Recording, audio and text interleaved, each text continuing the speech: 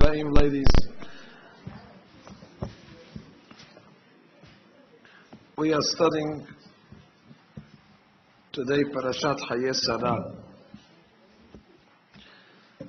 The main theme of our parasha is, of course, the shidduch between Yitzhak Avinu and Rivka.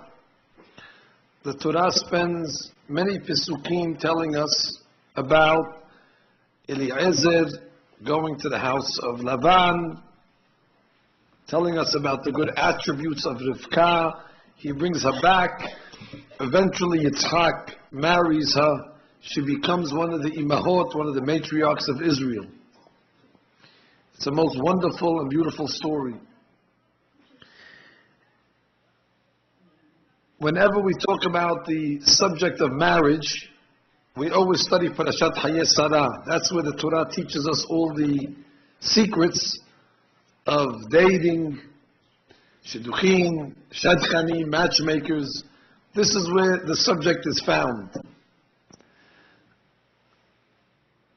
Today, I'd like to share with you something that's related to marriage,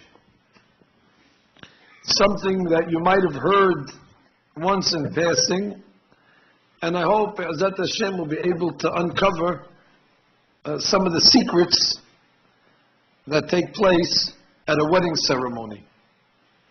Baruch Hashem, we've all enjoyed going to weddings, whether it's our own weddings or to others, but there's much that takes place at these parties that we're not aware of. One of the biggest mitzvot is the Sameach Hatan v'Kala. It's a mitzvah to make the Hatan v'Kala happy, to rejoice with them, to dance in front of them, to say good words to them. Actually, if you look in the first Mishnah in Pirkei Avot, the Mishnah says the world stands on three things: ala Torah, ala Avodah, v'al gemilut hasadim. The world stands on the study of Torah, that's a pillar of the world. The world stands on Avodah, that's prayer, and gemilut hasadim, acts of kindness. So the commentators explain, what does it mean, acts of kindness? There's a rabbi called Rabbi Ovadia Mebartenura. Rabbi Ovadia explains, gemilut hasadim, kegon, l'sameach hatan v'kala. Example, to make the hatan v'kala happy. That's an example of chesed. The next time you go to a wedding, you have to have kavanah. When you're dancing in front of the kala, so you're thinking that you're doing an act of kindness, that you're bringing joy to a new bride. The Gemara in Kippurot, Daf Yud Zayin, says, and I quote, stories of the rabbis. Amru ala Rabbi Yehuda bar Elai. They tell the story about Rabbi Yehuda bar Elai. Shayan notel bad shel hadas umeraked lefnei kala. He would take a hadas. You know the hadas from the lulav? He would take a hadas and he would dance with the hadas in front of the bride. Ve'amar kala na'ab hasuda. And he would sing, what a beautiful kala, what a pleasant kala. He would dance with the hadas. Rav Shmuel bar Rabbi Yitzhak, was another rabbi called Rav Shmuel bar Yitzhak, meraked atelat. He would dance with three. What does it mean with three? So she explains, Shalosh badin, zorek ahad umekabel ahad. He would take three hadasim and he would juggle them. He would dance in front of the hatan and kala and he would throw up a hadas and catch it and so on and so forth. He would juggle the hadasim. Gemara says, Amar Rabbi Zera kam machsif lan sabah. The old rabbi is embarrassing us because they felt that he's such a big Talmid Chacham and he's lowering his dignity to do such a thing in front of the Hatam v'Kala. They were saying he's embarrassing us. A big rabbi like this, he's juggling in front of the Hatam v'Kala. Anyway, the Gemara says, Has v'shalom, ki nach nafsheh, when Rav Shmuel bar Rabbi Yitzhak passed away, Ifsik amudad denura ben dideh lechule alma. There was a pillar of fire that came out of the Shamayim, and the pillar of fire separated between the rabbi's coffin and everybody else.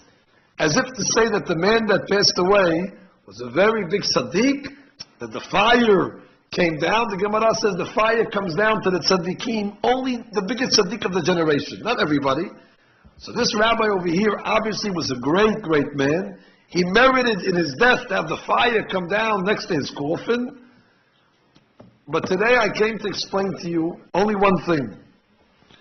What was his custom to juggle 3 hadassim at the weddings? I'm not telling you that you should become jugglers and to start doing this at the weddings. But if this rabbi was doing it, there must be a reason why he decided to make Hatam Nikala happy in such a way. In order to explain this, I'm going to tell you a piece of Zohar. I'm going to read you the words of the Zohar Kadosh. Gemara says, the Zohar says, ומנהלן דאיתלון לישראל, the Zohar is in Parashat Pinchas. ומנהלן דאיתלון לישראל לשתפה לקודשא בריך ושכנתה בחדוות דילהון. How do we know that when a person makes a party, specifically it's talking about weddings, how do you know that you're supposed to almost as if have God join you at the wedding? You don't send him an invitation, but he's supposed to be part of your simcha. How do we know that God is part of all our simachot? Dichtiv, because the pasuk says, Yismach Yisrael be'osav. Let the Jewish people rejoice with the one that created them. Who created us? Borei Olam. So the Yismach Yisrael, when the Jewish people are having simcha, Yismach Yisrael be'osav. Be'osav is the one that created. Who's the one that created us? Borei Olam, God Almighty. The Zohar Kadosh asks, but we only have one creator. It should say in the pasuk, Yismach Yisrael be'oso. Oso is the one that made him. Osav means it's creators. How many creators do we have? We only have one creator. What does it mean that when we make a party, we have to rejoice with our creators, in the plural? The Zohar Kadosh says, תכתיב ישמח ישראל בעושיו, ההיא חדוות ישראל, לאו יהיו אלא בעושיו, בעושה מבעלה, שצריך בעושו, אלא אילן קודשא בריך ושכנתה ואביו ואמו. There's 3 creators. There's God, the mother, and the father. Who created you? Your parents. Of course, Borei Olam cannot be left out. He's the main creator in the equation of creation. He gives us the neshama. But the parents, the physical parents, also part of the creation. So there's 3 partners that come to every wedding. The parents and God. Yismach Yisrael be'osav. So says the Zohar Kadosh, but what if the parents are not alive anymore? What if the parents are deceased? So it says, even though they have passed on,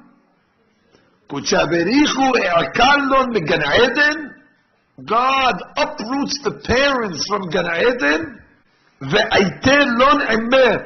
and He brings the parents with Him to the party.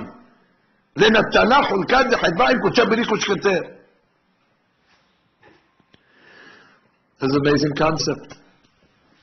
And I say you know this because you heard this, I'm sure, one time a rabbi said under the chuppah, after he's praising everybody that's under the chuppah, he says, and we also respect the people that are not visible. The neshamot that have come down from Gan Eden, the parents, the grandparents, whatever it is. And maybe when you heard the rabbi say this, you took it with a grain of salt. And you said, hey, is there really souls under the chuppah at the wedding? Maybe he's just trying to be nice, to mention the parents and the grandparents, just so he doesn't hurt anybody's feelings. But today I'm telling you, it's not exaggerated. The Zohar Kadosh clearly says, Yismach Yisrael be'osav. When Yisrael has simcha, it's with its creators. Shekhinah comes down. That's what I've told you many times, which is not my discussion for today at all, even though it's worthy to talk about it, that the tzniut under the chuppah is very important. Because Shekhinah, God Almighty, comes down under the chuppah. He's part of the simcha. God is our Father. Every father wants to enjoy in the child's wedding. So just like the physical parents attend, Shekhinah attends also. It would be improper to have immodest dress under the chuppah when the Shekhinah is attending. Forget about Kavod Rabbanim. We forgot about Kavod Rabbanim already. The Rabbanim got used to it. But Kavod Shekhinah, the Kavod of the divine Borei Olam, that's already a different level. Even for only that. But the Zohar HaKadosh is telling us also that the parents, if they're deceased, and I also brought down grandparents, etc., the different generations, they come down also to be part of the festivities. So I brought down why. Why would Borei Olam bring the parents, those neshamot, to be present? What's the purpose of such an invitation to such a presence? So I saw one interpretation like this.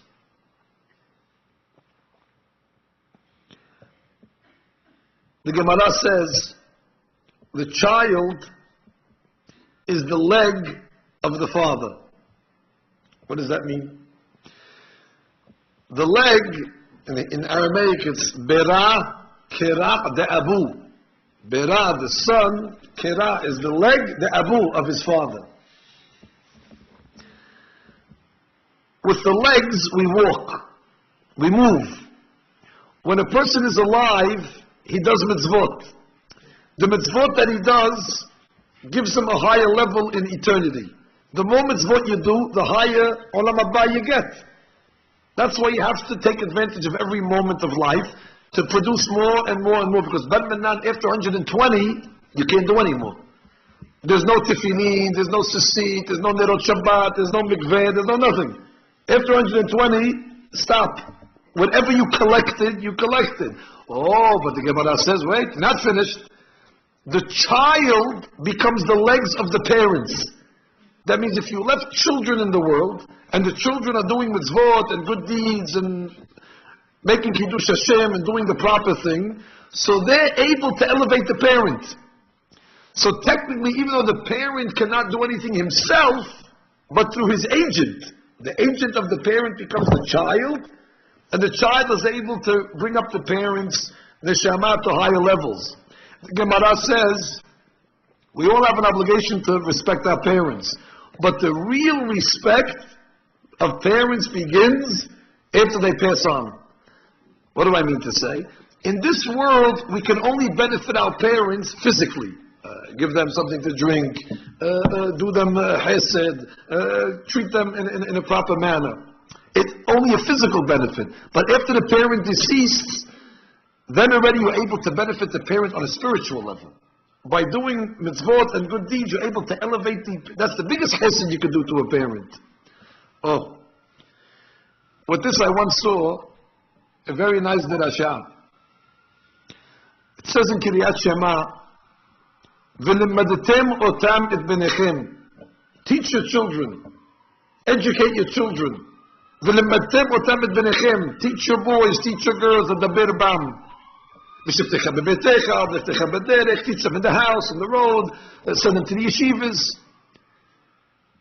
And then the next pasuk says, what's the benefit of teaching your children? L'ma'an yirbu yemechem. In order that you should have long life. V'imeh benechem. And your children also should have prosperity. Now listen to the next words. Kimeh hashamayim al ha'aretz. What does it mean? Kimeh hashamayim al ha'aretz. Like the heavens on the earth. Simply it means that you and your children should live on the earth and the heavens and the earth, and the world. You should have long life. But the derash is like this. Kimeh shamayim. Even when the parent is in the shamayim, ala ares, it's like he's on the ares. That even though he's deceased and he no longer can do mitzvot himself, he's in the heavens, there's no mitzvot in the heavens. Kimeh shamayim. He's in the shamayim, but ala ares, he's like he's on the ares. Because he left children that are going in his way. So technically, parents that left children in this world that are doing God's will never die, those parents. They never stop moving. They're always active. Every single day or every single year.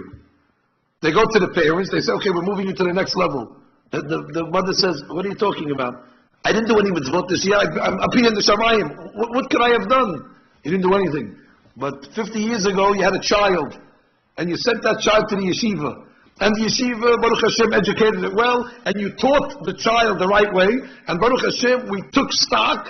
And all your children this year did unbelievable things. That's to your credit. So pack your bags. We're going to go to a higher level. Wow. So the parent is still moving. Long after the parent passes on, the child becomes the legs of the parent. Watch what I'm going to tell you. That's why they say in the Zohar that the parents come to the wedding, or the grandparents, the previous generations. Because when a person gets married, it's a mitzvah. The mitzvah of marriage is the first mitzvah in the Torah. Peru urvu, be fruitful and multiply. That's getting married. Some say that it's the biggest mitzvah in the Torah. So great that if you only have one Sefer Torah in the Hechal, and you need to make a wedding, the Torah says, sell the Sefer Torah, sell it. Get the money, make the wedding. But Rabbi, we don't have a Sefer Torah. Okay, so you won't have a Sefer Torah. You read from the Chumash. Read from the book. But Sefer Torah, wedding's more important. I guess without people, the Sefer Torah has no value. You need people to study Torah. Making a wedding creates students, creates talmidim. That's why the parents come down to the wedding. Because they have nachat, they have pleasure. God wants to give the parents pleasure, to tell the parents, look, you didn't die. You're still alive. Look at your children. They're doing zechuyot, they're getting married. Kedat Moshe v'Yisrael, according to the law of Moses in Israel. This is zechut. Therefore, the parents benefit from this. Therefore, God brings them from Gan Eden in order to see the mitzvah, the big mitzvah that the child is fulfilling. But, I have to tell you, there is a problem. If you look at the Zohar HaKadosh, it says, God uproots the parents. He has to pull them out of Gan Eden to bring them to the wedding. It sounds like they're hesitant. What do we have to pull? We have to pull them out. Just tell them there's a wedding. Of course they want to go. Pulling them out sounds like it's against their will. So I saw brought down, whenever a neshama is asked to come down to this world, it's scared. Why? Because this world is a world of tum'ah, unfortunately. It's a physical world. The neshamot come from a holy place. There's a risk that whenever something holy comes down to this world, it becomes tainted. It becomes influenced. It becomes affected. Even angels, if you can imagine, a malach, is anything holier than an angel? If an angel comes down to earth for too long, even the angel can become affected. How do I know? The holy books say, you remember when the angels went to destroy Sodom? In last week's parasha we read, God dispatched some malachim. The angels went to destroy the city of Sodom. What did they do before they went to Sodom? They went to the house of Abraham. Everybody asks a question. What are you going to the house of Abraham for? Just go to Sodom. Well, one angel came to tell Sarah she's having a baby. Okay, you have to go. You need to be there. One angel came in order to give Abraham a speedy recovery from the Brit Milah. No problem. But one angel went to destroy Sodom. So when are you going to Abraham's house? Go to Sodom. Why did he make a pit stop at Abraham's house? Take a direct flight to Sodom. No, he made a stopover. You know what the holy books say? Because the angel that was going to destroy Sodom was worried about itself. He said, if I go to Sodom, I'm going to get influenced by Sodom. Even the Malach was worried about the negative atmosphere of Sodom. So he said, let me go to Avraham Avinu first and get a beracha from Abraham. So when I go to Sodom, I won't be influenced. Where's the beracha? Did Abraham give a beracha? It says, Abraham tells the angel, "Ve'ekhav pat lechem." Let me give you a piece of bread. Whoever eats from the bread of Abraham Avinu, the bread of Abraham is kodesh. It's holy. It has kedusha. Ve'sa'adu lebechem. Eat from the food. There'll be beracha. Ve'achar ta'avoru. And then after, you go to Sodom. You won't have anything to worry about. So even angels are concerned about coming down to this world. There's a story in the Navi. Maybe you read it once. There was a king called Shaul HaMelech. Shaul wanted to know, should he go to war or not? There was a war. Is he going to win? Is he not going to win? He doesn't know what to do. So what did he do? He went to a witch. Mechashefet. Don't ask me how he was allowed to go to a witch. It's a good question. You're allowed to go to witches. Palm readers and all this type of stuff. He went. We give him the benefit of the doubt. He went. He's at the witch. All of a sudden, what does he see on the table? Whatever the heebie-jeebie they were doing. All of a sudden, he sees the soul of Shemuel HaNavi come down. Shemuel HaNavi died already. Shemuel was in Gan Eden. All of a sudden, Shemuel HaNavi comes down, and Shaul asked Shemuel, should we go to the war or not? Look at this. He was able to bring down a neshama from the upper worlds to talk to it. This you don't try at home. This is very dangerous. The people that interrupt the neshamot in the heaven, very dangerous business. But Shaul HaMelech was a big tzaddik. He trusted. What's the first thing Shemuel told Shaul? You know what I would think? Nice to see you, Shaul. Baruch HaNimsa. How's everything? How's the nation? How's the people? The first thing the Shemuel HaNavi says, I want to quote you the Lashon. ויאמר שמואל אל שאול, למה הרגזתני לעלות אותי? What did you do? What did you bring me here for? He was angry at him. What? Because you have a personal question? Go ask the Kohen Gadol. Go ask somebody. You brought me from Gan Eden. What are you worried, Shemuel? So you're here now. Big deal. No, he was worried because when the Neshamot come down to this world, there's negative influence in this world. The Neshama can lose some of its level. So Shemuel said, you brought me back to this world. I'm in Gan Eden in a delicious place. You brought me back to Olam Hazeh. I don't want to be here. Too late. He was there already. And then he gave Shaul the advice. The parents now are told by Borei Olam, the children are getting married. Come, we're going to go down. We have to go down to the wedding. They're in Gan Eden. Who knows what goes on at the weddings? Who knows what's going on in this world between I'm not going to say. But the point is, I don't want to get in trouble. But the point is, the Neshamot don't want to come down. They would have to come down to the wedding floor. Who knows? So Borei Olam has to bring them against their will. You have to come. You have to come. But we want to protect the Neshamot. So I saw a wonderful explanation. You know, at the wedding, we make Sheva Berachot. The 7 blessings. The first Berakah we make, Borei Priya Gefen. Gefen is Gefen. The next Berakah is Shehakol Bara Lechbodo. That everything is created for the honor of God. Anything we do is Lechbodo, is for God's honor. What does that have to do with the wedding? Everything we do is for God's honor.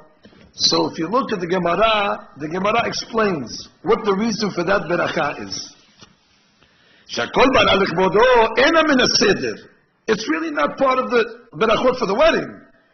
Ela la'asifat ha'am ne'esafim sham negmol chesed. We're giving a blessing to all the people that came to the wedding to do chesed. Say Shakol bara lechbodo. All these people that came here tonight to the wedding, they came to give honor to Borei Olam, to do chesed with ta'atam v'kala. So there's a beracha in their honor. But listen to the words I'm telling you. This is the lesson of Rashi. Shakol bara lechbodo ena ala seder. It doesn't count from the order of the berachot. Ela la'asifat ha'am ha'ne'esafim. Listen to the word ne'esafim. You know what ne'esaf means? Gathered. But how do you say in the Torah's language when somebody passes away? The language is, Vayasef el Amav. He was gathered into his people. Yasef is a language of death. Maybe what Rashi is telling us over here is the reason why we make the beracha, la'asifat ha'am ha'ne'esafim, those dead souls, ha'ne'esafim that passed away, that come down to the chuppah, l'gmol chesed, to do chesed with ta'atam v'kala by their presence. So we make a special beracha for them. What is this beracha? So I'm going to tell you. The Arizal writes that one has to be very careful in berachot. Birkat al-Mehinin, the blessings that you make before you eat. It's not enough to make them. First you have to make the right blessing. But after you figure out what blessing to make. But then you have to make them with kavanah. You have to make them slowly. You have to make them with concentration. Why, he says? I'll say it easy. In the food, there's tum'ah. There's contaminants in the food. I'm not talking about red dye number 1 and sugar and all the other contaminants. I'm talking about spiritual contaminants, tum'ah that's in the food. If a person eats these foods, the tum'ah goes in his system. And that creates a barrier between him and HaKadosh Baruch Hu. Happens to be, good news I have to tell you, there's Kiddushah in the food also. So how do you extract the tum'ah out of the food and just have the Kiddushah benefit? By making berachot. Whenever you make a beracha, Baruch Ata Hashem Elokeinu Melech HaOlam Bore Peri Ha'etz. The power of the beracha is so strong, the tum'ah goes away. It cannot stay there. What are you left with? You're left with a couple of calories. That doesn't get rid of the calories. The beracha is limited. The calories are there. Don't think you're going to say, I said a beracha, I'm not going to gain. No, the weight is there. But the point is, the tum'ah goes away, and there's kiddushah there.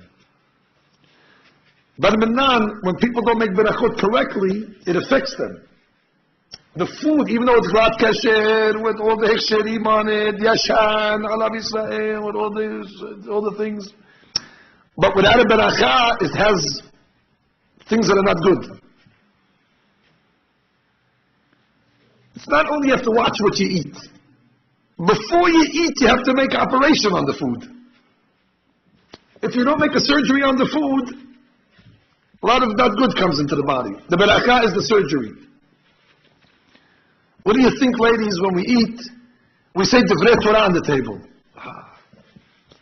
Divrei Torah cleans the whole situation. Berachot, Netilat Yadayim, etc. Now watch. This beracha shakol bara lechbodo is not part of the ceremony for the Hatam V'Kala. You know what they say this beracha does? If there's any chas v'shalom bad influence under the chuppah, or there's any bad influence in the room or in the area, when we say she'akol bara lechbodo, we're making this beracha in honor of those deceased that came down. What happens? All the tumah goes away. Now it brings a surge of kiddushah under the chuppah. Now the neshamot that come down, they're comfortable over here. They don't want to come down because they don't want to get affected. They don't want to be tainted. They don't want to be influenced by the negative influences like the angels don't want to go to Sodom. When you make this beracha, it's like taking perfume. You spray the perfume. Oh, now the parents and the grandparents come down. So the beracha is made for their honor. Do you know what's going on under a chuppah, ladies? Do you understand the mechanics of what's taking place? That's why once I was under chuppah, we were standing, and everybody says, very crowded under here. Of course it's very crowded. All those neshamot that are coming down also.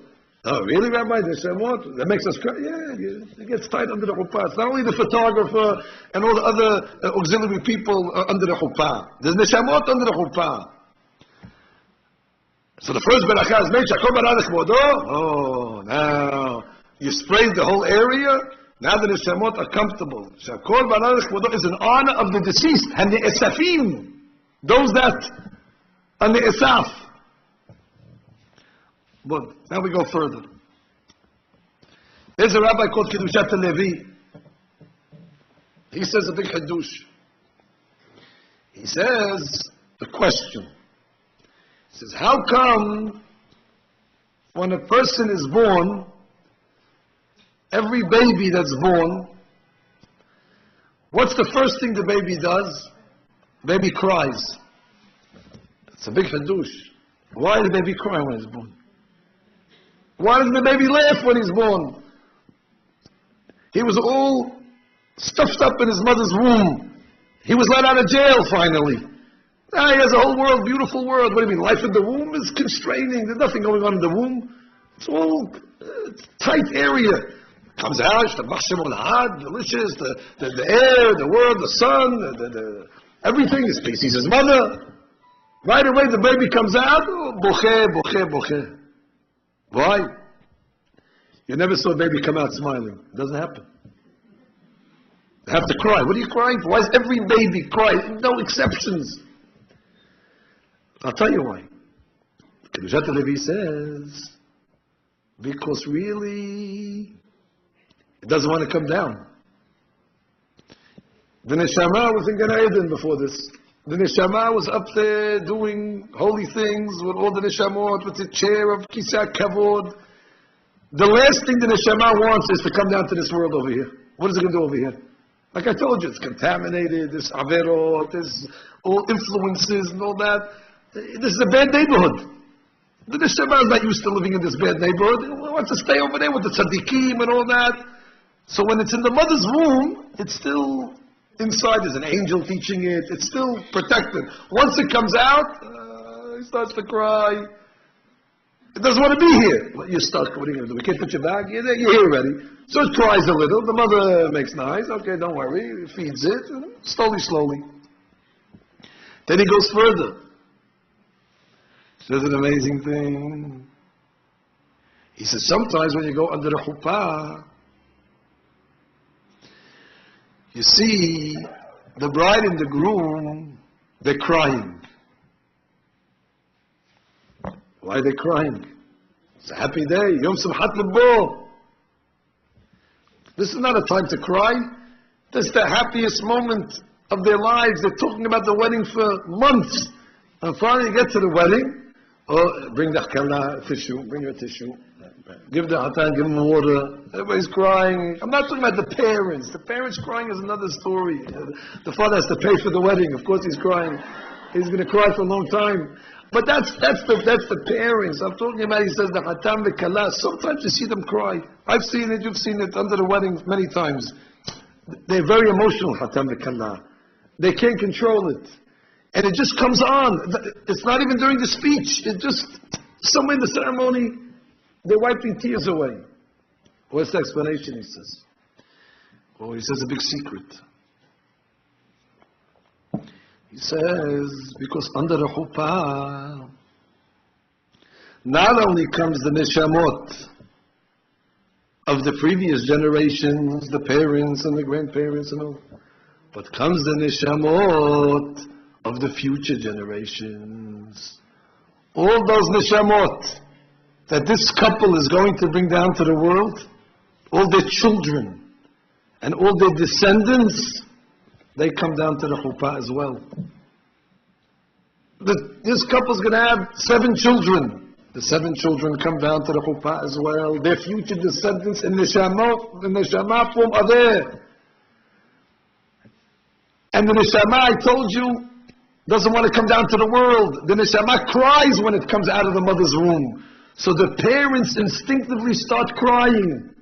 For those neshamot, they don't know, ask them why you're crying. I don't know why I'm crying. I'll tell you why. Because all the neshamot you're bringing down, and those neshamot, they have to come down. Hashem doesn't give them a choice. But the crying is coming for those neshamot that cry when they come out of the mother's womb. So the mother and the father start crying under the chuppah. The groom and the bride start crying. Could you believe? If you had an X-ray camera, you'd see all neshamot, future neshamot, past neshamot. Actually, the chuppah is the past, the present, and the future.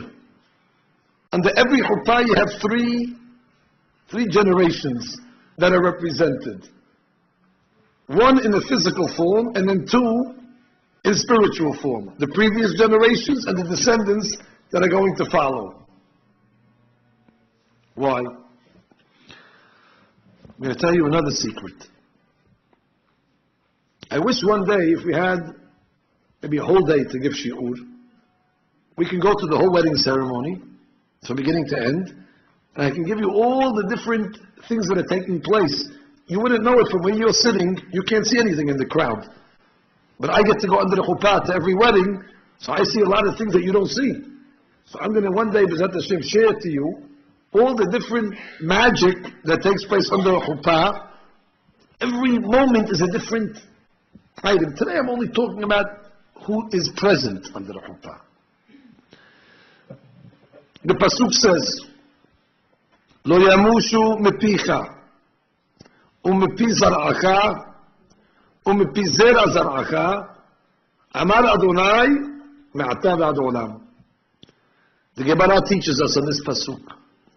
Any family that has 3 generations of Torah, mepicha, your mouth, mepi zar'acha, your children's mouth, mepi zera zar'acha, your grandchildren, guaranteed Torah will never leave that family. Me'ata v'ad olam.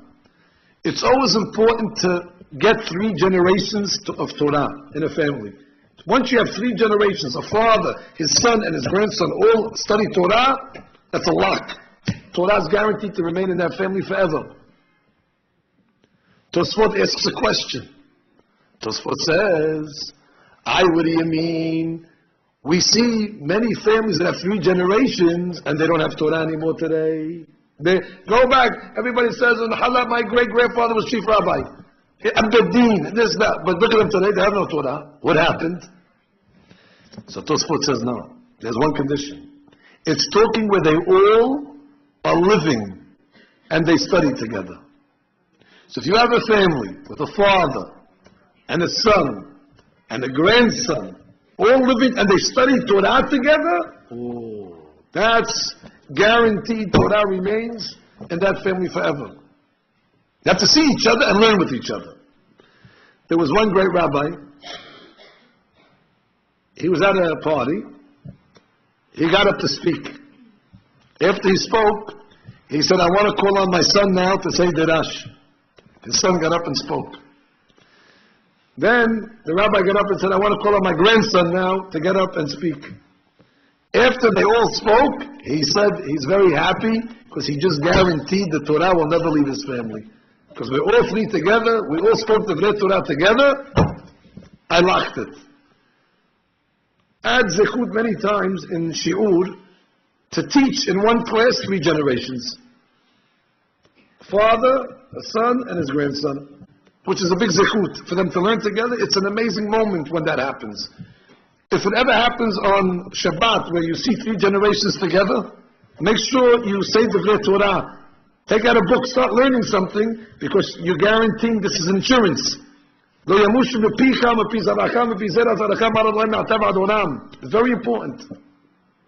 So the holy books say that what happens under the chuppah, you have one generation, the couple. The previous generation comes, that's the parents, the grandparents, they come down. The future generations are his children. So under the chuppah you have 3 generations, 1 in actuality and 2 in spirit. And what do we do under the chuppah? The custom is that somebody speaks and they say Divrei Torah.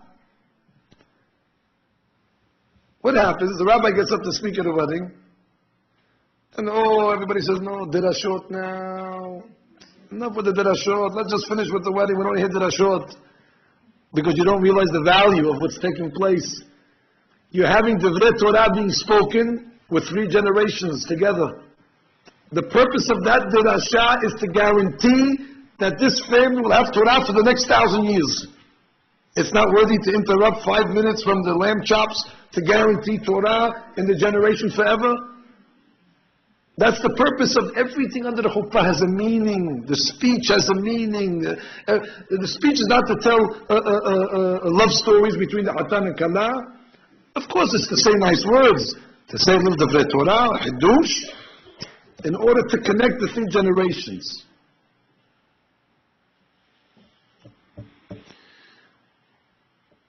The marriage always has to connect the generations. The first thing when Yitzchak got married, before he got married, he took Rivka. What did he do to Rivka? He took her to his mother's tent. Vaybi'eha ohela Sarah immo. What, he wants to show Rivka his mother's tent? So it says, I read the Targum. There's a Targum. Va'ala Yitzchak lemashkena. He took his future wife to the tent. Ve'chaza, and he saw, Ve'ha takenin obadaha ka'obadeh Sarah immeh. He saw that the ways of Rivka emulated the ways of his mother. When Sarah Imenu was living, she had beracha in her tent. There was a cloud over the tent. There was a beracha in the dough. When she would make the dough, the bread would stay fresh for a week. And there was a beracha in the Nerot Shabbat. When she lit the Shabbat candle, Sarah Imenu, it lasted a week straight. When she died, the tent went away, the candles extinguished, and the bread got stale. When Rivka walked into the tent, the second she walked in, the cloud came back, the lights went on, and the bread became fresh. When Yitzhak saw that the ways of Rivka emulated the ways of his mother, he said, this is the one that I married. You see a big lesson from here. In the times of the Torah, until today, in the old-fashioned families, the children get married only to the approval of the parents. I wonder what would have happened if Rivka would have went in the tent and Yitzhak would not have seen a similarity between his wife and his mother.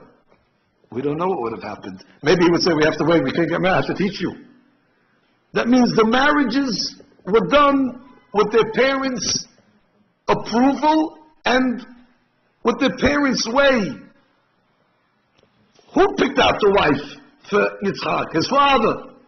His father made the marriage.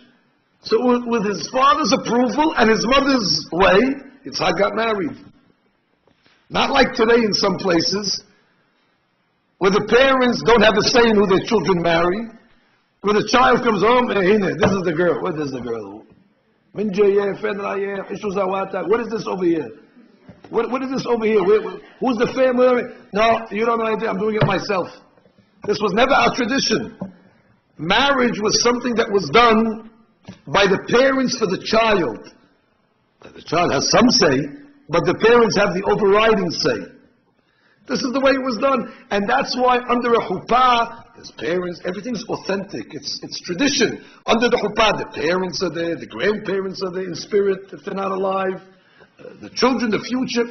It's all done tradition. The Gemara says, "Kol ha'mesameach hatan v'kala ki'ilu bana achat mechorvot Yerushalayim." Anybody that makes a hatan v'kala happy, it's like they built one of the ruins of Jerusalem. If you ever went to Jerusalem, you see they have old buildings, broken down buildings. So they say if you go to a wedding and you make hatan v'kala happy, you get credit as if you built one of the ruins of Jerusalem. I once asked the question, it's very nice to build one of the ruins of Jerusalem, but who wants to build the rooms? It should say whoever goes to a wedding and makes hatan v'kala happy, it's like you built a new condominium in Miami. That's hashuv. What do you mean old ruins? Who wants to build old ruins in Jerusalem? And the explanation is that a true wedding and simchat hatan v'kala is not the hatan v'kala starting a new road and beginning a new path. A wedding of hatan v'kala is building on the old, is building on the traditions of parents and grandparents and great-grandparents. It's building the ruins, meaning you're continuing a legacy, you're continuing a history. You're not building a new condominium. We don't want you to build a new Hadash Asur. Once it's new, that means you're veering away from your tradition. My parents did it this way, but we know better. We can do it this way. They were old-fashioned, my grandparents. We're going to get married, have a different way. Don't build new condominiums. Build the old. Rebuild the old. Continue the building the ruins. Those are the strongest buildings. That's why when Yitzhak got married, and before he got married, Sarah, is there a connection between Sarah and Rivka? There is. It's like the old. Now we can go forward. Now you understand, ladies, what I started the shiur with. There was a rabbi. The rabbi I told you was Rabbi Shemuel Bar Rav Yitzhak. What did he do with the weddings? He used to juggle 3 hadassim. He was juggling 3 hadassim at the wedding. And the students didn't understand what he's doing. Is that he's embarrassing us, such a big rabbi. Now he became a clown at the circus, juggling. But the explanation might be, you know what he was juggling? He was telling the Hatan v'Kala, there's 3 generations that are here at the wedding tonight with you. Now you're here representing yourself, but your parents and your grandparents in the previous generation, that's in a different world. They came against their will. They don't want to come down here. But don't worry, we make a beracha for them to clean the area so they won't be affected. They came down also to share in your simcha, and your future descendants also came down. That's why you're crying tonight, because your future descendants are coming down. They're also going to cry when they come out of the womb. And therefore he was symbolizing them with the 3 hadassim, juggling, in order to tell Hatan v'Kala, the descendants that are going to come from you are tzaddikim. They didn't sin yet, then you weren't even born yet. Your ancestors that came down, they're perfect. They already went through the process. And therefore make teshuvah. That's why the Hatan v'Kala have to repent before the wedding. Because on that night, they're in the presence of all perfect people, all perfect tzaddikim. So they have to be part of the 3 generations. You can't have tzaddik before, tzaddik after, and in the middle is all, then you don't have electricity. The electricity doesn't flow through the generations. So the Musari was giving them, remember, it's 3 generations, not 1. This is only one small aspect of why he juggled 3. To be honest with you, there's another interpretation, but I cannot say it today. Maybe if I have the strength on Shabbat morning, after minyan at 10 o'clock, I'll say another explanation, but on a much higher level, why he juggled the 3 hadassim. But that's for sure. That, what I'm going to say, it can only be said on Shabbat. You need the Kiddushah of Shabbat to help us with that. But for Thursday, this is a good derash to say. What do you benefit? Now, we wish there was a wedding now. We wish we can go right now after a wedding somewhere to understand the Kiddushah that's taking place underneath the chuppah. So the next time you hear the rabbi say, and we want to mention the deceased and the neshamot, don't take it lightly. This is emet. This is the truth. Everybody, live in spirit, it's all there. And therefore the wedding ceremony must become much more elevated. It must be on a higher level. It's a ceremony that few ceremonies can match, not only from an emotional standpoint, but from a spiritual standpoint. The drama that takes place under chuppah is something not from this world. And therefore we have to be mehazek ourselves, those that are sitting in the crowd, those that are under the chuppah, with all the inyanei kedusha, shakol bara lechvodo. That beracha is a welcoming to the neshamot. And as I said, it perfumes the area. And then you create 3 generations of Torah. So the children that come out physically eventually will be guaranteed to have a Torah lifestyle. I pray to all, to Borei Olam, that all of you should merit to marry off your children, to get married yourself. And the zechut that we studied about marriage today, what do you think? First you studied, then Borei Olam says you studied it, now it's going to happen. So all those that need to get married, B'ezrat Hashem, they'll find their zug, b'sha'at tova muslachat, and shalom al Yisrael, amen.